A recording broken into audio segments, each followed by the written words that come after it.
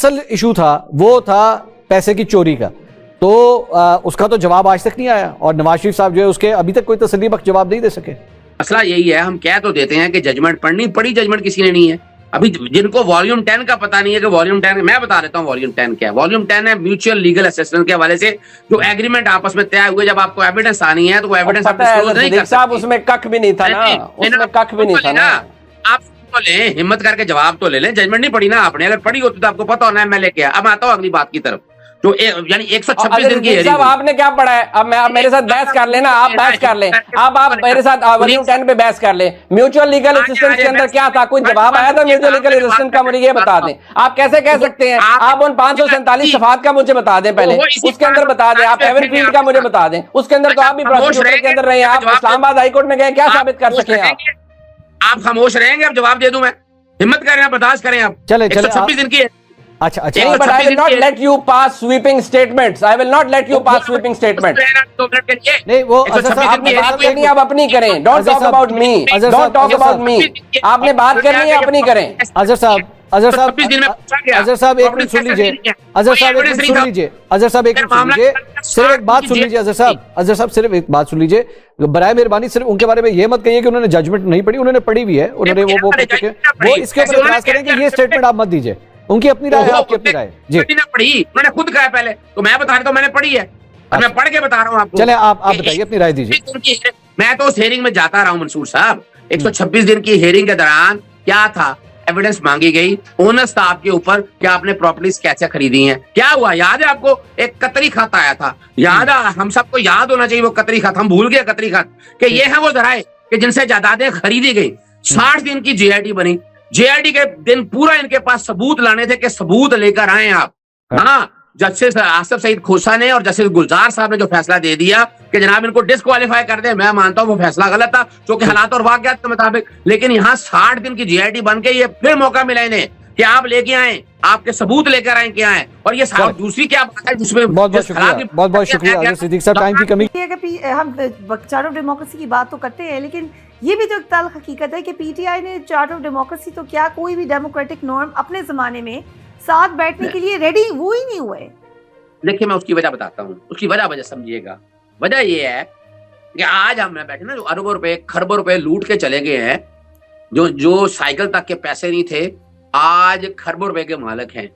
और क्या है कि वो सियासी गठजोड़ है। इमरान का बयानिया जो मैं समझता हूँ वो इनसे खिलाफ था कि जो जाने वाला और आने वाला। अगर मुझसे पूछते हैं चार्टर ऑफ डेमोक्रेसी क्या था, ये एक फ्रॉड था कि जिसमें तय था कि जाने वाला और आने वाला क्या करेगा, इलेक्शन कमीशन तैनात करेगा। एक जाने वाला और आने वाला क्या बनाएगा, निगरान सेटअप बनाएगा। एक जाने वाला और आने वाला चेयरमैन नैब तैनात करेगा। जरा समझिएगा बात को कि चार्टर ऑफ डेमोक्रेसी के जरिए एक रूल जो आपस में गेम प्लान तय हो गया था, वो गेम प्लान था। अभी दुबई में बैठे क्या हुआ है? दुबई में बैठे ये गेम प्लान तो हुआ है भाई। अगर आप समझते हैं कि जो कुछ हुआ है, आए इलेक्शन का ऐलान करें, इलेक्शन कराएं फ्री एंड फेयर। और आपने 90 दिन की लिमिट खुद तोड़ी है और फिर अगली बात आ जाए। एक बात मैं और आपके साथ करना चाहता हूँ, वो बहुत जरूरी है।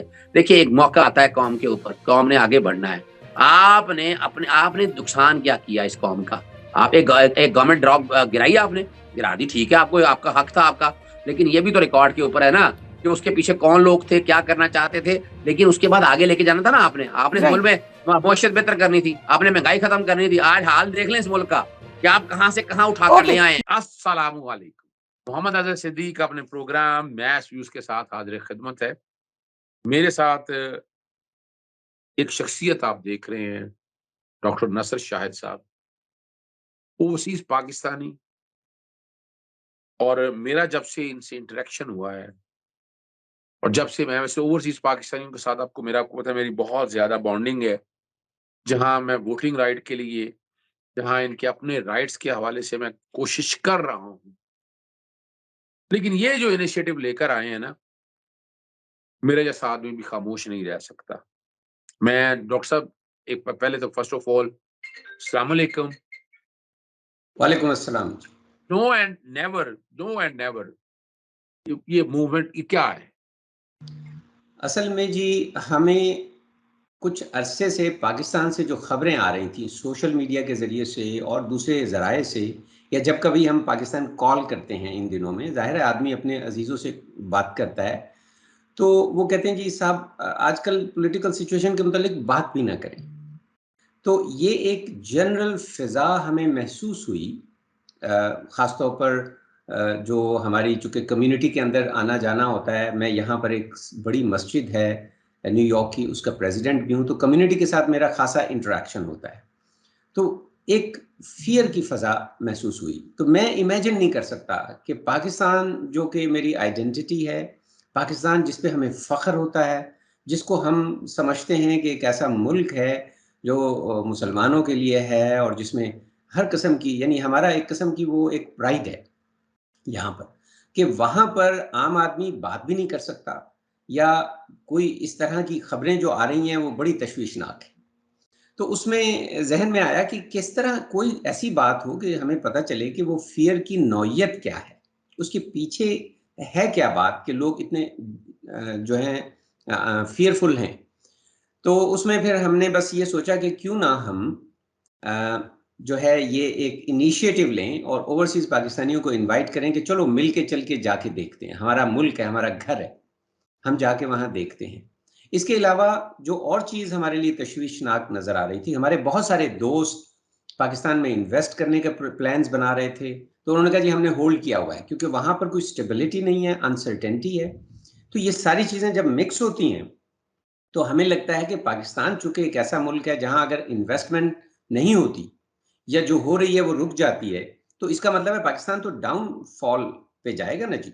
तो हमें वो ऐसे लगता है पाकिस्तान का सफ़ीना नीचे की तरफ डूब रहा है, और हमें बड़ा महसूस हुआ कि अगर इस वक़्त हम खाली समंदर के किनारे बैठ के देखते रहे कि कश्ती डूब रही है और बेबसी का इज़हार करते रहे, तो ये हमारे लिए एक रिग्रेट बन जाएगा। तो इस पे मेरे ज़हन में ये बात आई कि क्यों ना हम ये इनिशिएटिव लें, और उसका नाम हमने रखा नाउ और नेवर।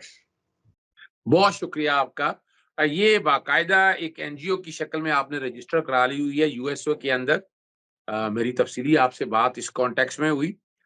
इसी तरह अब यूके के लेवल पे भी रजिस्ट्रेशन का इरादा हम रखते हैं कि ये आप लोगों ने जो इनिशिएटिव लिया है ये पूरी दुनिया के अंदर जहां-जहां पाकिस्तानी बैठे हुए हैं वहां तक पहुंचे।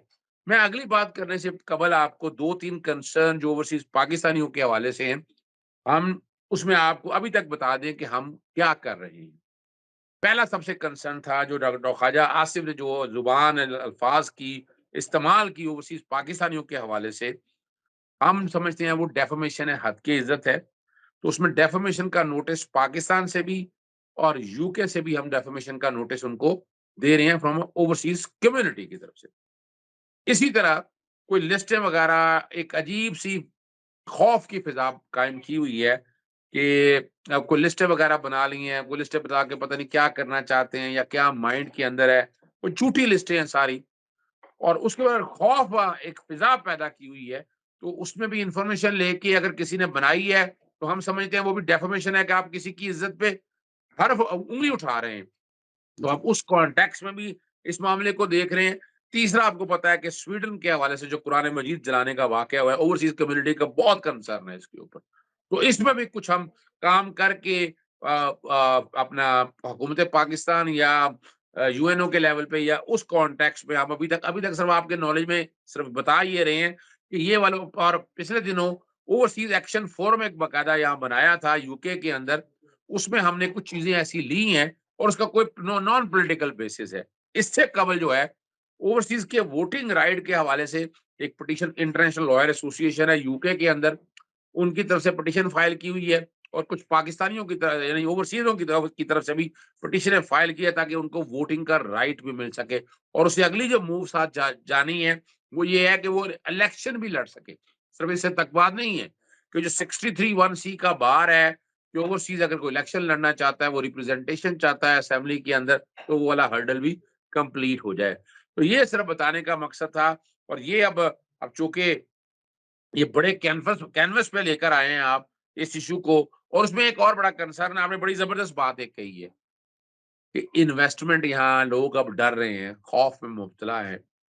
तो यहाँ एक और बात बता दूं, मैं जहाँ जब से मैं यूके में आजकल मैं हूँ, तो यहाँ बहुत से पाकिस्तानी बाहर जा रहे हैं। वो लें, हमें कोई एतराज नहीं है और होना भी चाहिए ड्यूल नेशनल, लेकिन वो साथ पैसा भी लेकर जा रहे हैं मुल्क से बाहर। वजह क्या है? हमारा जो पाकिस्तानी रुपया वो स्टेबल नहीं है। तो हमें वो भी रोकना है, जहां हमें ब्रेन ड्रेन रोकना है, जहां हमें ये भी रोकना है। तो ये लार्जेस्ट कैनवस में आप क्या समझते हैं, इसके नतायज कैसे मिल सकते हैं आपको, जो आप ये इनिशिएटिव लेकर आ रहे हैं? जी। देखिए अज़हर भाई, जो पाकिस्तानी कम्युनिटी के साथ मैं काम कर रहा हूँ पिछले 25 सालों से, मैं फिजिशियन हूँ, ज़ाहिर है मैं पेन फिजिशियन हूँ। जिस जगह, चूँकि न्यूयॉर्क ऐसी जगह है जहाँ पर पाकिस्तानियों की कम्युनिटी मोस्टली कॉन्सेंट्रेटेड है। और अगर आप यूँ समझ लीजिए कि 1 मिलियन अगर रहते हैं पाकिस्तानी अमेरिका, नॉर्थ अमेरिका में, तो उसका 70% ट्राई स्टेट एरिया में है। तो हमारा कम्युनिटी के साथ बड़ा गहरा कनेक्शन है और हमारी कम्युनिटी बड़ी डाइवर्स है, यानी पूरे पाकिस्तान को यहाँ पर रिप्रेजेंटेशन मिलती है। तो उसमें ऐसे सलाहियतों वाले लोग हैं कि अगर मैं सिर्फ लॉन्ग आइलैंड, जिस जगह पे मैं रहता हूँ, वो डिसाइड कर ले कि हमने पिंडी से गिलगित तक की सड़क बनानी है, तो हम वो बना सकते हैं। इतने रिच लोग हैं कि आराम से वो हम सड़क बना सकते हैं। मकसद ये कि इतनी सलाहियतें हैं और इन सलाहियतों को इस्तेमाल करने की बजाय जो एनवायरनमेंट क्रिएट हो गई है, उसमें उसमें एक किस्म का, एक तो एंगर है बहुत ज़्यादा, एंगर और फ्रस्ट्रेशन। और मैंने देखा कि कम्युनिटी के लोग जो इवन एक दूसरे से इख्तिलाफ करते थे, 90% लोग ऐसे मिल रहे हैं हमें कि जो एंगर का इजहार ओपनली कर रहे हैं। वो कह रहे हैं कि पाकिस्तान, वो डिमोरलाइज हो रहे हैं। हमें अंदाजा नहीं है कि ओवरसीज पाकिस्तानियों का ये डिमोरलाइजेशन जो है, प्रोसेस जो है, वो कितना खतरनाक हो सकता है। तो इसलिए मुझे इसमें एक अर्जेंसी नजर आई कि अगर मैंने कुछ अरसे में, क्योंकि ये साइकोलॉजिकल सेटअप होता है कि पहले आप एंगरी होते हैं, पहले आप एंग्शियस होते हैं, फिर एंगर होता है, फिर फ्रस्ट्रेशन होती है और आखिर में डिप्रेशन आ जाती है। और डिप्रेशन के बाद आदमी कहता है जी कि लीव देम अलोन, यानी छोड़ें जी, वो अपना है, हमने जो कुछ करना है बस यही करना है।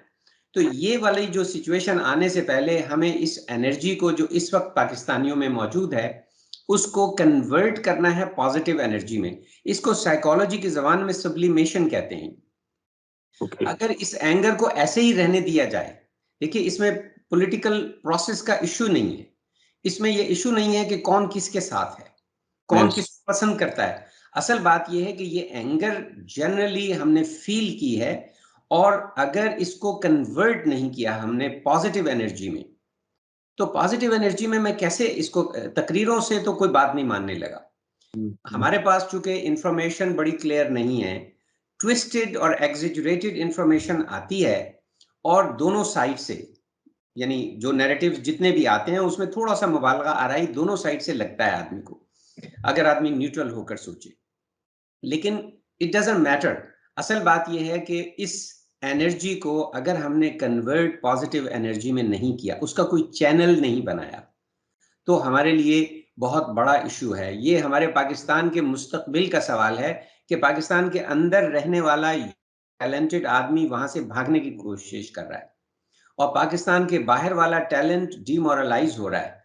ये जो हमारे यहाँ मिनरल्स हैं, जो हमारी और जो इंफ्रास्ट्रक्चर और मटेरियल रिसोर्सेज हैं, उनके लॉस से ये बहुत बड़ा लॉस है। ये पाकिस्तान से वो डॉलर उठा के ले जाए, इतना अफसोस वाली बात नहीं है, लेकिन पाकिस्तान का टैलेंट बाहर का और अंदर का इस तरह चला जाए, ये एक बहुत बड़ा लॉस है। तो इसमें हमें कुछ करना है। अब देखिए, करने का पर्पस क्या होता है। करने के दो इश्यूज हमारे सामने हैं। एक ये है कि हम ऑर्गेनाइज्ड नहीं है। हमारी ऑर्गेनाइजेशंस जो है ना जी, उनमें उनके इंफ्रास्ट्रक्चर में कमी है। नाम को तो ओवरसीज 9 मिलियन है, लेकिन वो इतने अलहदा, चूंकि इन मुल्कों में रहने से ना जी, हम एक इंडिविजुअल, ये मुल्क जो है इंडिविजुअल्स के लिए बने। यहाँ हमारी हर बात जो है वो एक इंडिविजुअल, एक फैमिली के तौर पर तो बढ़ सकती है, हम सक्सेसफुल हो सकते हैं, लेकिन कम्युनिटी के तौर पर सक्सेसफुल होने वाले राज अभी हमने दरियाफ्त नहीं किए। सो वी आर नफ्सा नफ्सी जिसे कहते हैं ना जी, वो वाला हालत। तो एक तो हमारी प्रॉब्लम ऑर्गेनाइज होना है, कनेक्टेड होना है, एक दूसरे को रिफॉर्म नहीं करना, एक दूसरे को जज नहीं करना, एक दूसरे को समझाना नहीं है, बल्कि जो जैसा है उसको ऑर्गेनाइज करना है। तो एक तो मैंने ये अपॉर्चुनिटी देखी कि पाकिस्तान के अंदर एक कॉमन कंसर्न है, ये कॉमन कंसर्न हमें मिला देता है। ह्यूमैनिटी के लेवल पर, पाकिस्तान के लेवल पर, एक मुसलमान की है, तो 3 लेवल से हमें ये कनेक्ट कर रहा है। This is very good strong point. मैं तो इसका पॉजिटिव एलिमेंट देख रहा हूँ। अब उसके बाद आप देखिए कि इस फियर को अगर हम थोड़ा सा भी कम कर दें, तो ये चैनल जो है, ये बहुत बड़ी एनर्जी बन सकता है पाकिस्तान के लिए। अच्छा, बहुत खूबसूरत, आपने बहुत बड़े अच्छे तरीके से आर्टिकुलेट कर रही है और ये अच्छी होप दी है। वरना अभी तो आप सारा हम जो सुन रहे हैं, ओवरसीज कम्युनिटी परेशान बहुत है, बहुत डिस्टर्ब है। और मैं अज़हर सिद्दीक हमेशा अपने आप को बहुत बड़ा पैट्रियट समझता है, जान देने के लिए बैठा हुआ है। लेकिन मैं जब ओवरसीज पाकिस्तानी में आके मैं घुल-मिल के मैंने देखा है, तो बाखुदा एहसास हुआ कि जितनी पैट्रियटिज़्म मैंने यहाँ देखी है, जितना मुल्क से लगाव और ये सारे, यानी वो तो आराम से काम अपना कर रहे हैं, उन्हें क्या कंसर्न इस बातों से। लेकिन वो जी, जो दिल में जो जो तड़प है, वो जो लगन है, वो कम नहीं हो रही है। और आज के प्रोग्राम के तवज्जुह से हम पूरी दुनिया में एक मैसेज भी देना चाहते हैं कि ये एक पॉजिटिव प्लेटफ़ॉर्म जो है डॉक्टर नसर शाह साहब की सरबराही के अंदर आप जो देख रहे हैं, इसका मकसद कोई पॉलिटिकल नहीं है। कम्युनिटी में जो आपने बूस्टिंग की बात सारी देख ली और बातें सारी देख ली कि कल मुल्क में इन्वेस्टमेंट के हवाले से जो हालात पैदा किए जाए, ब्रेन ड्रेन होने से रोका जाए और एक हेल्थी एटमॉस्फेयर आए, और उसका तरीकाकार जो इन्होंने तय किया है, वो बहुत ज़बरदस्त है कि वो पाकिस्तान के अंदर 13 जुलाई को इस्लामाबाद में बाकायदा एक सेमिनार मुनक्कद हो रहा है। उसमें ह्यूमन राइट एक्टिविस्ट आएँगे, उसमें जर्नलिस्ट आएँगे, लॉयर्स आएँगे, सिविल सोसाइटी के लोग होंगे और ओवरसीज़ कम्युनिटी होगी, और प्रोमिनेंट जो हैं उसमें स्पीकर हैं, कोशिश कर रहे हैं सदर सुप्रीम कोर्ट बार आबिद ज़ुबैरी साहब, साबका सदर सुप्रीम कोर्ट बार हामिद खान साहब, और अपना लतीफ़ खोसा साहब, साबका अटॉर्नी जनरल और गवर्नर, इसी तरह एतजाज़ अहसन साहब, साबका president supreme court bar association, Anwar Mansoor साहब हैं, उनका ताल्लुक है साबका अटॉर्नी जनरल फॉर पाकिस्तान है, और बहुत से लोग हैं सिविल सोसाइटी से, ह्यूमन राइट एक्टिविस्ट से, बहुत से लोग। ये इन्होंने आपस में मैनेज किया और मकसद देखिए कोई नहीं है, मकसद कोई इसको पॉलिटिकल मत समझे, मकसद सिर्फ है ह्यूमन राइट वायलेशन जो जो कंसर्न है वो हो सकें, और पाकिस्तान में ओवरसीज अपना रोल पॉजिटिव और कैसे कर सकते हैं। और सब ज़्यादा लंबी बात, क्योंकि आपने सारा आपने लाइन ऑफ एक्शन भी दे दी, आपने चीज़ें भी सारी मुझे बता दी है। बड़ा मुश्किल है आप जैसे मसरूफ़ आदमी का इतना वक़्त निकालना, और यहाँ चूँकि लोग बहुत राब्ते में हैं, बहुत सी गुफ्तगू करते हैं, इन चीज़ों को कुछ चैनलाइज़ करने की ज़रूरत है। तो एक तो आप लोगों ने कोई थिंक टैंक बनाया हुआ है, मैं अक्सर शामिल रहता हूँ उनमें आपके साथ। आप इसको, मैं मेरी ज़ाती राय भी है या पूरे ओवरसीज़ कम्युनिटी की ख़्वाहिश भी है कि इसको आप परमानेंट नेचर पे लेके जाइएगा, ताकि फॉरएवर जो है, जब तक अल्लाह ताला ज़िंदगी और सेहत दे, सदका जारी है, हम नहीं है या आप नहीं है तो कल कोई और है, और ये मामला, ये शमع जो है ना रोशन रहनी चाहिए। क्या कहेंगे इस बारे में? जी, बिल्कुल जी। असल बात ये है कि हम इम्पोर्टेंट नहीं हैं, हमारी ज़ात जो है ना जी। देखिए, मैं पर्सनल लेवल पर किसी काम में उस वक़्त तक हाथ नहीं डालता जब तक मुझे ये श्योर ना हो जाए कि इसमें मेरा कोई पर्सनल एजेंडा नहीं है। अगर मुझे कहीं से नज़र भी आता हो ना जी, तो I just withdraw from there. लेकिन मैं अज़हर भाई आपको बता दूँ कि जब से हमने ये 20 दिन हुए हैं, ये मूवमेंट छोटी-सी है, ये अभी अपनी इन्फेंसी में है, और उसमें जो मुझे जज़्बात मिले हैं पूरी दुनिया से, मलाइशिया से, स्वीडन से, नॉर्वे से, ऑस्ट्रेलिया से, और ऑलमोस्ट नॉर्थ अमेरिका की हर स्टेट से। एक बंदा कहता है जी डॉक्टर साहब, मैं, मेरा पोता जो है वो ड्यूशेन मस्कुलर डिस्ट्रोफी है, लेकिन मेरा दिल करता है मैं चला जाऊँ। एक साहब ने कहा कि मेरा दिल करता है कि मुझे रात को नींद नहीं आती। एक उबर ड्राइवर कहता है सर, मैं, इसी मेरी उबर ड्राइविंग से मेरा घर चलता है, लेकिन I am ready to sacrifice that, मैं आपके साथ चलता हूँ। हुँ। सिर्फ अगर मेरे जाने से पाकिस्तान को कोई फ़ायदा होता है, लोगों का फ़ियर ख़त्म होता है। असल में जी हमारे लिए जो टॉर्चर वाली बात है ना जी, ये लिटरली जज़्बाती बात नहीं है। टॉर्चर वाली बात है कि वो मुल्क जिसमें जब मैं साल के बाद कभी जाता हूँ या 2 दफ़ा जाता हूँ साल में, तो जिसकी साँस, जिसकी गर्द भी अच्छी लगती है, जिसकी गर्मी और सर्दी भी अच्छा लगता है। यानी इतनी इनकन्वीनियंस बाज़ औक़ात होती है आपको पाकिस्तान जाने में as compare to where we live, लेकिन वो इतना अच्छा लगता है और वो लोग जो हैं वो इतने अच्छे लगते हैं और हम अपने बच्चों को बड़े फ़ख्र से बताते हैं कि ये है वो पाकिस्तान, जिसके लिए ये कुछ हुआ है। अब हम उनसे आँखें नहीं मिला पा रहे, क्योंकि मैं अज़हर भाई एक छोटी-सी बात आपको बताता हूँ, आज से कुछ अर्सा पहले मेरी बेटी जो कोलंबिया यूनिवर्सिटी से ग्रेजुएट है और बहुत अच्छी स्पीकर है और अभी हार्वर्ड यूनिवर्सिटी में लॉ में गई है। उसने मुझसे एक क्वेश्चन पूछा कि हमारे बंगाली भाई जो यहाँ पर हैं, वो कहते हैं कि पाकिस्तान में जब वो सेपरेशन हो रही थी तो हमारी जो वहाँ पर अफ़वाज थी, उन्होंने बंगालियों के साथ ये सलूक किया। मैंने कहा देखें जी, ये सारा प्रोपेगेंडा है। मैं नहीं मान सकता कि मेरी फ़ौज का कोई बंदा किसी औरत पर इवन हाथ भी उठा सके। बिल्कुल सही। मैंने कहा जी मैं जानता हूँ अपने मेरे कज़न्स हैं, मेरा अपना भाई आर्मी में है, हम उनको जानते हैं, वो सब कुछ कर सकते हैं। कोई हो सकता है मिसअंडरस्टैंडिंग, लेकिन ये काम नहीं कर सकते। अभी वही बेटी इन खबरों को सुनने के बाद मुझसे पूछती है, अब्बू आप अभी भी यकीन रखते हैं कि 1971 में कुछ नहीं हुआ था? And I couldn't answer that. आप देखिए, इससे कोई फ़र्क नहीं पड़ता कि असल खबर क्या है। लेकिन हमारे लिए अपने बच्चों के सामने, क्योंकि हमारी तो ज़िंदगी का मसला है कि हमारे बच्चों की आइडेंटिटी पाकिस्तान के साथ रहे। बिल्कुल ठीक है? सही। तो ये तो एक बात है, एक जज़्बाती सी बात, लेकिन ये बात बिल्कुल बजाय है कि हम सिर्फ़ टेम्परेरी से हमारा जज़्बा नहीं है कि हम वहाँ जाके तकरीरें कराएँ, ह्यूमन राइट्स पर किसी को भाषण दे आएँ और खुद तो हम कंफर्टेबल तरीके से रहते हों और जाके लोगों को नसीहतें करके आ जाएँ, ऐसी बात नहीं है। हम इंशाल्लाह इसको परमानेंट लेवल पे बनाएँगे और मेरे ज़हन में तो एक आइडिया आया है इतनी इंटरैक्शन के बाद लोगों से, हज़ारों लोगों से लिटरली मैं सुबह से लेके शाम तक फ़ोन पे रहता हूँ और मेरे ऑफ़िस वाले तंग हैं मुझसे कि मैं सिर्फ़ पेशेंट देख के तो वापस आ जाता हूँ। वो कहते हैं डॉक्टर साहब ये बहुत बड़ा नुकसान कर रहे हैं, मैंने अपने ऑफिस वालों को कहा है कि मेरी जगह आप किसी डॉक्टर को दें, हम उसको पे कर देंगे because at this time this is an emergency, we have to do something.